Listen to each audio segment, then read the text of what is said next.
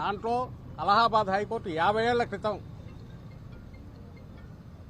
చేసిన వ్యాఖ్యను ఉటంకిస్తూ కోర్టు చేస్తూ NHRC comment చేసింది. అప్పట్లోనే చేశారు. ఒక ఆర్గనైజ్డ్ సిస్టమాటిక్ శాంతి భద్రతలను కాపాడాల్సిన వ్యవస్థ పొలిటికల్ బాసెస్ చెప్పినట్టు దానికి అనుగుణంగా మారితే ఆ తర్వాత అదే చట్టాన్ని చేతిలోకి తీసుకుంటే పరిస్థితి ఎంత ఘోరంగా ఉంటుందంటే ఒక క్రిమినల్ గ్యాంగ్కు యూనిఫామ్ వేసినట్టు ఉంటుంది అని అన్నారు. దాన్ని కోర్టు చేస్తూ మళ్ళీ ఎన్హెచ్ఆర్సీ ఈ మధ్య ఒక జడ్జిమెంట్లో చెప్పింది. దానికి 200% ఎక్కువ ఈరోజు ఇక్కడ పరిస్థితి కనపడుతుంది. ఈరోజు మేము ఇక్కడికి వచ్చి చూసిన వ్యక్తి లక్ష్మీనారాయణ అనే వైఎస్ఆర్సీపీ సానుభూతి పరదు. ఏ పార్టీ సానుభూతి పరదో ఏ పార్టీ కార్యకర్త కూడా ఇక్కడ ఇష్యూ కాదు.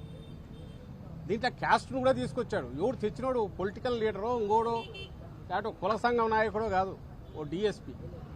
ఈ సాక్షాత్తు ఈయన వీడియోలో చెప్పిన మాటల్లోనే వస్తుంది. నువ్వు ఫలానా కులం వాడివి కాదా, ఈ పార్టీతో ఎట్టున్నావు?